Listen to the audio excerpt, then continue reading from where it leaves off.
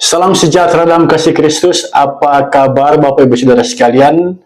Saat ini mari kita belajar dari kitab Daniel. Daniel pasal 3 ayat 1 sampai ayat yang ke-30. Sebelum kita mendalami kebenaran firman Tuhan ini, mari kita mohon tuntunan kuasa Tuhan. Mari kita berdoa. Ya Bapa, Allah sumber hikmat, saat ini kami anak-anak-Mu mau belajar dari kitab suci-Mu, mendalami kebenaran firman-Mu.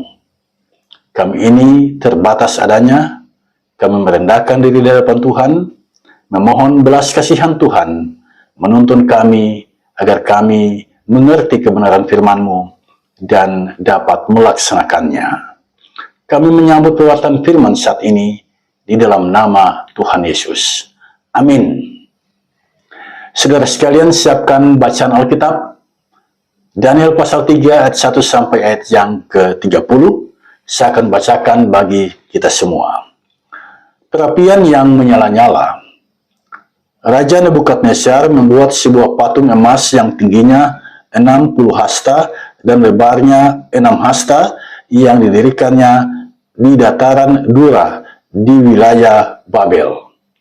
Lalu Raja Nebukadnezar menyuruh orang mengumpulkan para wakil raja, para penguasa, para bupati, para penasihat negara, para bendahara, para hakim, para ahli hukum, dan semua kepala daerah untuk menghadiri pentahbisan patung yang telah didirikannya itu. Lalu berkumpullah para wakil raja, para penguasa, para bupati, para penasihat negara, para bendahara, para hakim, para ahli hukum, dan semua kepala daerah untuk menghadiri pentahbisan patung yang telah didirikan Raja Nebukadnezar itu.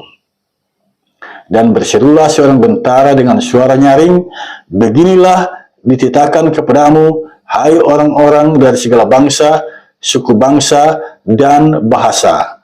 Demi kamu mendengar bunyi sangkakala, seruling, kecapi, rebab, gambus, serdam, dan berbagai-bagai jenis bunyi-bunyian, maka haruslah kamu sujud menyembah patung yang telah didirikan Raja Nebukadnezar itu. Siapa yang tidak sujud menyembah akan dicampakkan seketika itu juga ke dalam perapian yang menyala-nyala. Sebab itu demi segala bangsa mendengar bunyi sangkakala, seruling, kecapi, rebab, gambus, dan berbagai-bagai jenis bunyi-bunyian, maka sujudlah orang-orang dari segala bangsa, suku bangsa, dan bahasa, dan menyembah patung emas yang telah didirikan Raja Nebukadnezar itu. Pada waktu itu juga tampillah beberapa orang Kasdim menuduh orang Yahudi. Berkatalah mereka kepada Raja Nebukadnezar, "Ya Raja, kekalah hidup tuanku. Tuanku Raja telah mengeluarkan titah bahwa setiap orang yang mendengar bunyi sangkakala, seruling, kecapi, rebab, gambus, serdam, dan berbagai-bagai jenis bunyi-bunyian harus sujud menyembah patung emas itu. Dan bahwa siapa yang tidak sujud menyembah akan dicampakkan ke dalam perapian yang menyala-nyala. Ada beberapa orang Yahudi yang kepada mereka telah tuanku berikan pemerintahan atas wilayah Babel, yakni Sadrak, Mesak, dan Abednego. Orang-orang ini tidak mengindahkan titah tuanku ya Raja. Mereka tidak memuja dewa tuanku dan tidak menyembah patung emas yang telah tuanku dirikan." Sesudah itu, Nebukadnezar memerintahkan dalam marahnya dan geramnya untuk membawa Sadrak, Mesak, dan Abednego menghadap. Setelah orang-orang itu dibawa menghadap raja, berkatalah Nebukadnezar kepada mereka, "Apakah benar, hai Sadrak, Mesak, dan Abednego, bahwa kamu tidak memuja dewaku dan tidak menyembah patung emas yang kudirikan itu? Sekarang jika kamu bersedia, Demi kamu mendengar bunyi sangkakala, seruling, kecapi, rebab, gambus, serdam, dan berbagai-bagai jenis bunyi-bunyian, sujudlah menyembah patung yang kubuat itu. Tetapi jika kamu tidak menyembah, kamu akan dicampakkan seketika itu juga ke dalam perapian yang menyala-nyala. Dan dewa manakah yang dapat melepaskan kamu dari dalam tanganku? Lalu Sadrak, Mesak, dan Abednego menjawab Raja Nebukadnezar, tidak ada gunanya kami memberi jawab kepada tuanku dalam hal ini. Jika Allah kami yang kami puja sanggup melepaskan kami, maka ia akan melepaskan kami dari perapian yang menyala-nyala itu dan dari dalam tanganmu, ya Raja. Tetapi seandainya tidak, hendaklah tuanku mengetahui, ya Raja, bahwa kami tidak akan memuja dewa tuanku dan tidak akan menyembah patung emas yang tuanku dirikan itu. Maka meluaplah kegeraman Nebukadnezar, air mukanya berubah terhadap Sadrak, Mesak, dan Abednego. Lalu diperintahkannya supaya perapian itu dibuat 7 kali lebih panas dari yang biasa. Kepada beberapa orang yang sangat kuat dari tentaranya dititahkannya untuk mengikat Sadrak, Mesak, dan Abednego dan mencampakkan mereka ke dalam perapian yang menyala-nyala itu. Lalu diikatlah ketiga orang itu dengan jubah, celana, topi, dan pakaian-pakaian mereka yang lain dan dicampakkan ke dalam perapian yang menyala-nyala.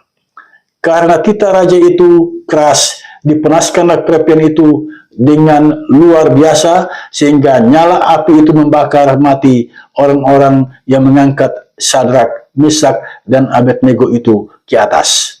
Tetapi ketika orang itu, yaitu Sadrak, Mesak, dan Abednego, jatuh ke dalam perapian yang menyala-nyala itu dengan terikat.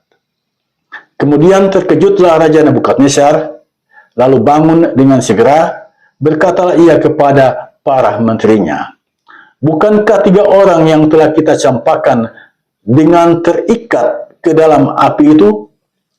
Jawab mereka kepada raja, benar, ya Raja. Katanya, tetapi ada 4 orang yang kulihat berjalan-jalan dengan bebas di tengah-tengah api itu.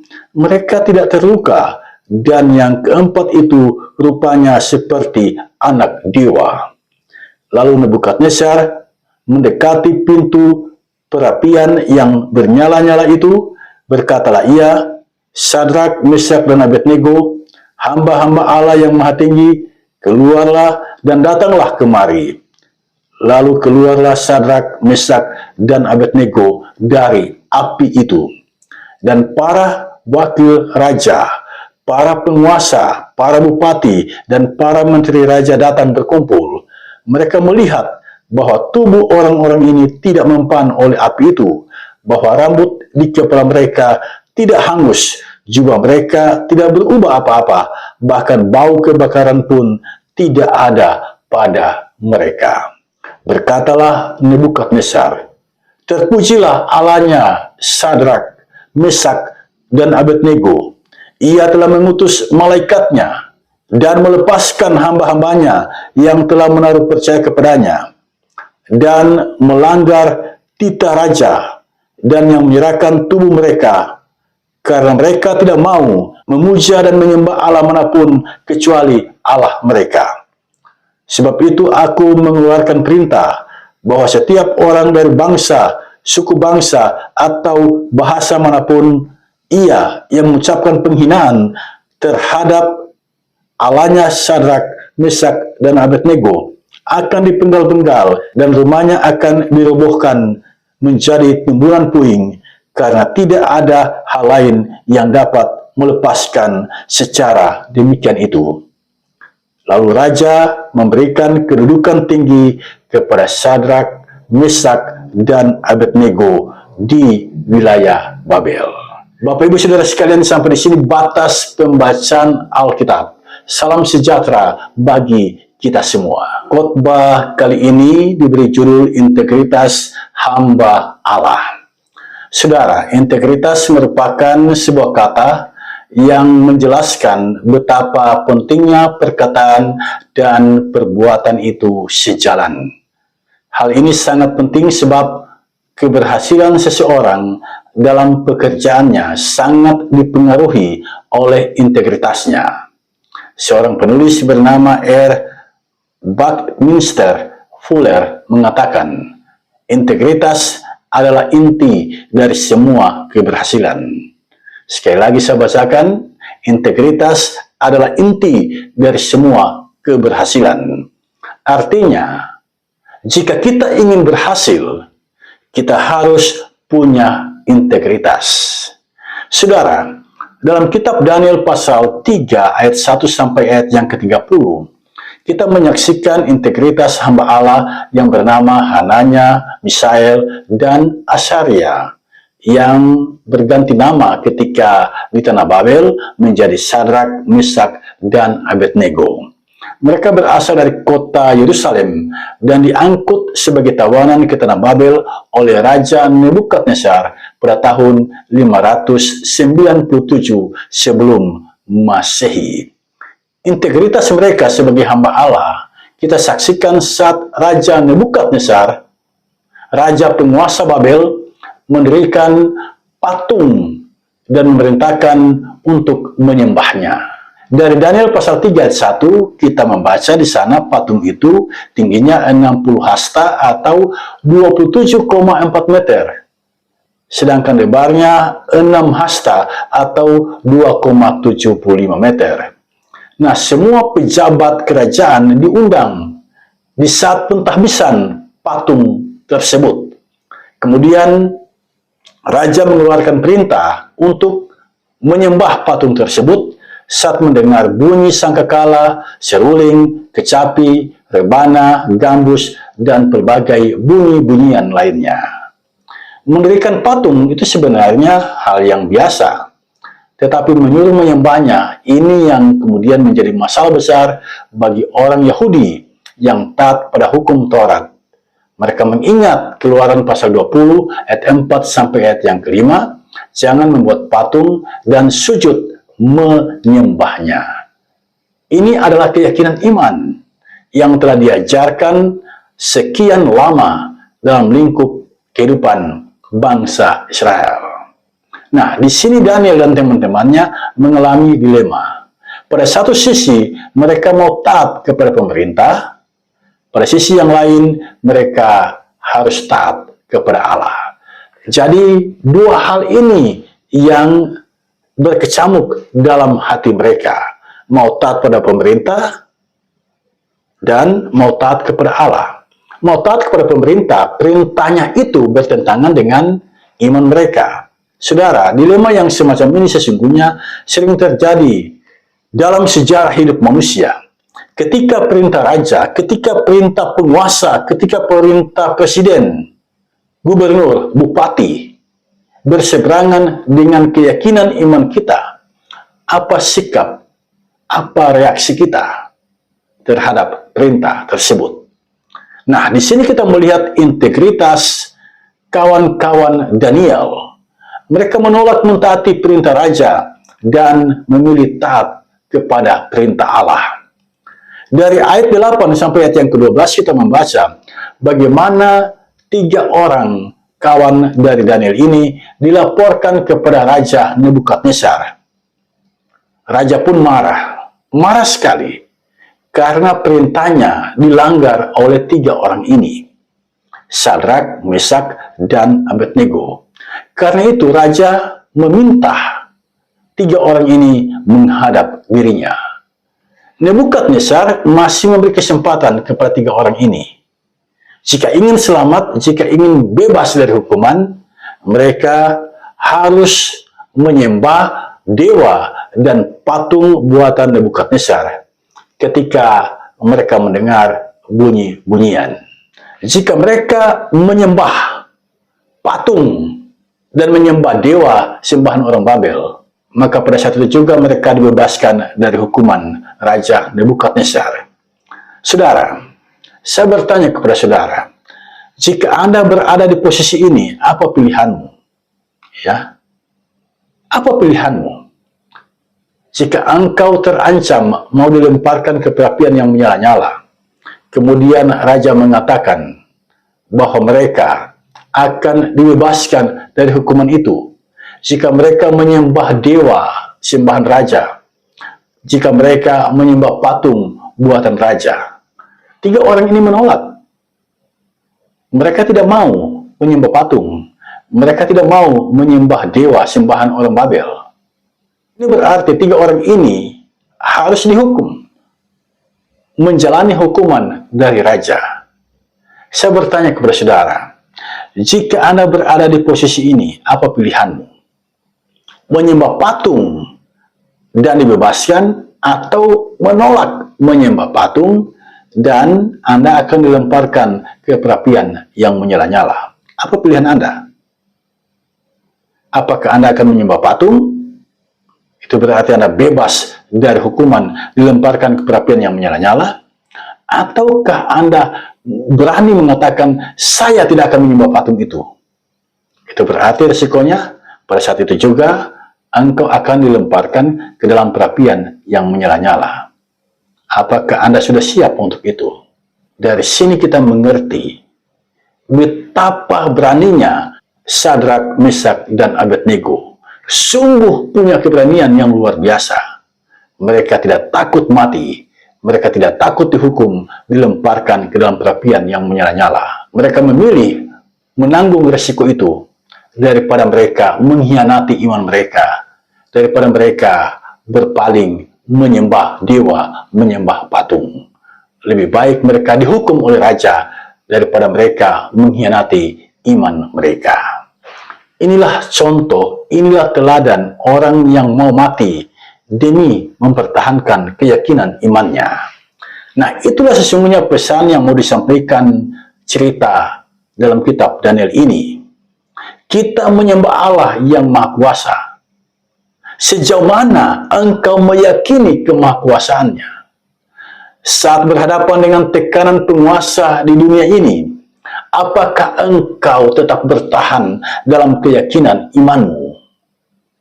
Jika Sadrak, Mesak, dan Abednego mau lolos dari murka raja dan penghukumannya, jalan sudah disediakan oleh raja. Menyembah dewa dan patung buatan raja. Selesai. Mereka akan dibebaskan, mereka tidak akan dilemparkan ke perapian yang menyala-nyala. Tidak ada penghukuman. Tetapi ketiga lelaki ini tidak takut dengan ancaman hukuman raja. Ketiga laki-laki ini tidak takut dengan perapian yang menyala-nyala. Mereka pun berkata, sebagaimana tertulis dalam ayat 17 sampai ayat yang ke-18 dari kitab Daniel pasal 3. Jika Allah yang kami puja sanggup melepaskan kami, maka ia akan melepaskan kami dari perapian yang menyala-nyala itu dan dari dalam tanganmu, ya Raja. Tetapi seandainya tidak, hendaklah Tuanku mengetahui, ya Raja, bahwa kami tidak akan memuja dewa Tuanku dan tidak akan menyembah patung emas yang Tuanku dirikan itu. Saudara, inilah integritas hamba Allah. Mereka tetap beriman kepada Allah dan tidak melepaskan keyakinan itu sekalipun nyawa taruhannya. Apakah Allah mau melepaskan mereka atau tidak? Mereka tetap tidak mau mentaati raja. Mereka tetap berpegang pada keyakinan iman mereka. Itulah Sadrak, Mesak, dan Abednego. Akhirnya hukuman pun dijatuhkan. Ketiganya dimasukkan ke dalam perapian yang menyala-nyala. Nah, apa yang terjadi selanjutnya? Sebuah keajaiban. 3 orang ini tidak terbakar. Mereka berjalan-jalan di dalam perapian yang menyala-nyala itu. Dan raja melihatnya. Raja melihat bukan cuma 3, tetapi ada 4 orang sedang berjalan-jalan di atas perapian itu. Saudara, Raja Nebukadnezar menyebut yang satu itu seperti anak dewa, yang kemudian oleh Raja Nebukadnezar disebutnya malaikat atau utusan Allah. Hal ini melahirkan kekaguman dalam diri raja. Dia kagum menyaksikan 3 orang tidak terbakar dan ada 1 malaikat bersama-sama dengan mereka. Saking kagumnya raja ini mengucapkan kalimat ini sebagaimana dicatat dalam ayat yang ke-28 dan ayat yang ke-29 dari kitab Daniel pasal 3. Terpujilah Allahnya Sadrak, Mesak, dan Abednego. Ia telah mengutus malaikatnya dan melepaskan hamba-hambanya yang telah menaruh percaya kepadanya dan melanggar titah raja, dan yang menyerahkan tubuh mereka karena mereka tidak mau memuja dan menyembah Allah manapun kecuali Allah mereka. Sebab itu aku mengeluarkan perintah bahwa setiap orang dari bangsa, suku bangsa, atau bahasa manapun ia yang mengucapkan penghinaan terhadap Allahnya Sadrak, Mesak, dan Abednego akan dipenggal-penggal dan rumahnya akan dirobohkan menjadi timbunan puing, karena tidak ada Allah lain yang dapat melepaskan secara demikian itu. Saudara, ini adalah perkataan Nebukadnezar. Nebukadnezar memuji Allah. Memuji Allah. Dia memuji Allah yang mengutus malaikatnya dan melepaskan hamba-hambanya. Dia memuji 3 orang ini yang percaya kepada Allah, yang berani melanggar titah raja, dan menyerahkan tubuh mereka untuk dibakar. Dia memuji 3 orang ini yang tidak mau memuja dewa sembahannya, yang tidak mau menyembah patung buatannya. Raja Nebukadnezar pada akhirnya melindungi keyakinan dari Sadrak, Mesak, dan Abednego. Siapapun yang menghina Allah sembahan Sadrak, Mesak, dan Abednego, mereka akan dipenggal-penggal dan rumahnya akan dirobohkan menjadi timbunan puing. Inilah yang dikatakan oleh Raja Nebukadnezar. Saudara sekalian, dari ulasan teks Daniel pasal 3, apa pelajaran yang dapat kita petik dari dalamnya? Saya mencatat beberapa hal penting. Yang pertama, integritas itu pilihan dan konsistensi. Beriman dan memelihara iman itu pilihan disertai konsistensi. Jika kita memilih beriman kepada Yesus Kristus, maka kita harus konsisten apapun risikonya. Jika kita memilih beriman kepada Allah, maka kita harus konsisten apapun risikonya. Kita menjadi pribadi yang berintegritas jika kita memilih keyakinan kita dan kita konsisten berpegang pada keyakinan iman itu. Itulah yang terjadi pada Sadrak, Mesak, dan Abednego. Karena ada konsistensi, maka sekalipun ada perintah raja yang keras untuk menyembah dewa dan patung, mereka tetap tidak mau. Sikap ini menarik menjadi kajian kita, sebab yang mereka hadapi ini kekuasaan dengan raja yang keras dan kejam. Dalam kitab Perjanjian Baru kita menemukan ada murid Yesus yang tidak konsisten pada imannya. Murid itu bernama Petrus. Demi menyelamatkan nyawanya, Petrus menyangkali Yesus sebanyak 3 kali. Saya tidak mau menyalahkan Petrus, sebab saat seseorang merasa dirinya terancam, dia akan melakukan apa saja untuk menyelamatkan nyawanya. Cerita ini memberi motivasi yang besar bagi bangsa Israel yang berada di tanah pembuangan. Mereka termotivasi untuk memelihara dan mempertahankan iman mereka. Cerita ini juga memberi motivasi kepada anak muda sekarang ini agar tidak mengorbankan iman mereka karena tergoda dengan jabatan, kedudukan, kekayaan, ketampanan, kecantikan dari seseorang. Saudara, keyakinan iman itu hal yang prinsip dan tidak bisa kita tukar dengan apapun. Dalam sejarah gereja kita bisa membaca seorang uskup di Smyrna, murid dari Rasul Yohanes. Uskup ini bernama Polikarpus. Ketika dia dipaksa untuk menyangkali imannya, dia tidak mau. Dia lebih baik mati daripada menyangkali imannya. Pada akhirnya Polikarpus dibakar hidup-hidup. Itulah integritas. Apa yang diajarkan, itu yang dia lakukan. Petrus pun setelah digambalakan oleh Yesus di pantai Danau Tiberias, pada akhirnya konsisten beriman walau berhadapan dengan maut. Petrus disalib di kota Roma. Rasul Yohanes pun demikian, sehingga dia menulis, "Hendaklah engkau setia sampai mati, dan aku akan mengaruniakan kepadamu mahkota kehidupan." Wahyu 2 ayat 10c. Lalu bagaimana dengan kita?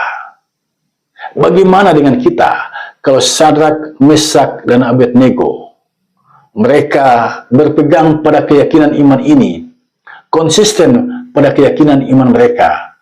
Bagaimana dengan kita? Masihkah kita memelihara kehidupan beriman? Saat ini ada saja orang Kristen yang pada akhirnya melepaskan keyakinan imannya. Mungkin kita menyalahkan mereka, tetapi saya melihat bukan di situ masalahnya.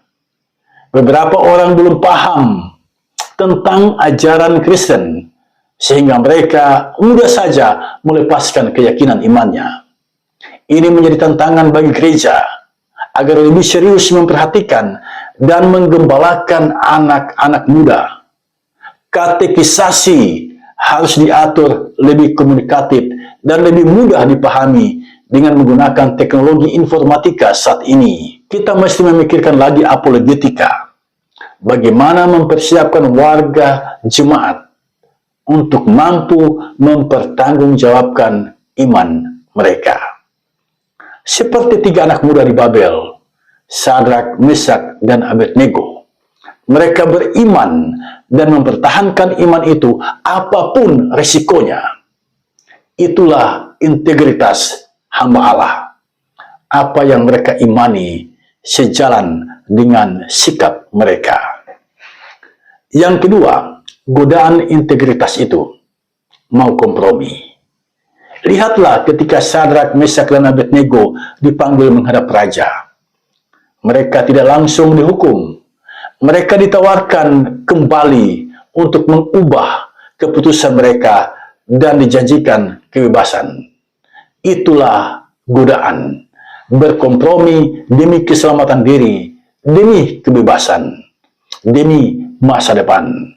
Sadrak, Mesak, dan Abednego lebih aman mengikuti jalur itu.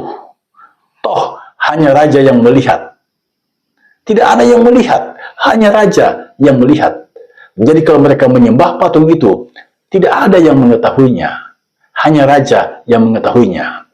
Jadi kalau mereka mau kompromi, mereka bisa saja menyembah patung itu. Yang lain kan tidak tahu. Ini jalan tengah yang ditawarkan oleh raja. Menyembah Tuhan, tetapi juga menyembah yang lain. Sadrak, Mesak, dan Abednego tidak mau menempuh jalan itu. Mereka berani mengakui keyakinan iman mereka dan memelihara iman itu, sekalipun nyawa taruhannya. Hal ini mengingatkan kita pada pesan Tuhan Yesus. Seorang hamba tidak dapat mengabdi kepada 2 tuan. Kita tidak dapat mengabdi kepada Allah dan juga mengabdi kepada mamon atau kekayaan.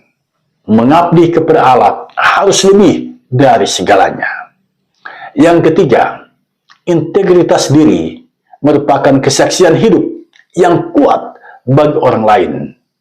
Lihatlah kata-kata dari Nebukadnezar ketika dia memuji Allah. Nebukadnezar menyebut Sadrak, Mesak, dan Abednego hamba-hamba Allah karena mereka hanya mengabdi kepada Allah. Nebukadnezar menyebut mereka menaruh percaya kepada Allah karena dia menyaksikannya. Nebukadnezar menyebut mereka menyerahkan tubuh mereka, tidak mau memuja dan menyembah Allah manapun. Nebukadnezar memuji Allah karena melihat kehidupan ketiga lelaki ini. Sampai di sini, mari kita mengaku dosa di hadapan Allah. Betapa sering kita beriman, tetapi hidup kita belum menunjukkan apa yang kita imani. Kita percaya kasih Allah, tetapi kita kurang dapat menghidupi kasih itu. Di tubuh jemaat masih ada perang dingin. Persoalan pilkada merenggangkan kasih persaudaraan. Dalam persekutuan satu kolom, ada saja yang tidak saling bicara. Akar pahit masih terbawa terus, walaupun tahun telah berganti. Mari kita mengaku dosa, karena betapa sering hidup kita tidak mencerminkan kasih Tuhan. Apakah mengaku dosa sudah cukup? Belum. Kita harus segera bertindak, membenahi apa yang kurang dalam diri kita. Dari kisah Sadrak, Mesak, dan Abednego, kita diajarkan oleh Tuhan bahwa Dia itu Maha Hadir. Dia selalu menyertai perjalanan kehidupan orang-orang yang beriman kepadanya. Di saat ada ancaman maut, Tuhan datang menyelamatkan. Ada malaikat yang diutusnya. Sadrak, Mesak, dan Abednego diselamatkan oleh Tuhan melalui malaikatnya. Malaikat Tuhan yang diutus menyelamatkan Sadrak, Mesak, dan Abednego. Apakah engkau percaya adanya malaikat? Jika kita mau belajar dari Tuhan Yesus, dalam Matius pasal 18 ayat 10 mengatakan, jangan merendahkan anak kecil, sebab mereka punya malaikat yang memandang wajah Bapa di surga. Jadi kita sesungguhnya punya malaikat yang kapan saja dapat diutus oleh Allah untuk menolong kita di saat kita diperhadapkan dengan pergumulan kehidupan. Dari kisah ini pun kita menyaksikan bagaimana Allah memulihkan Sadrak, Mesak, dan Abednego. Perhatikanlah pemulihan yang dikerjakan oleh Allah. Yang pertama, mereka dibebaskan dari ancaman kematian di perapian yang menyala-nyala. Yang kedua, keyakinan iman mereka dilindungi dan mereka mendapat kedudukan yang tinggi oleh Raja Nebukadnezar.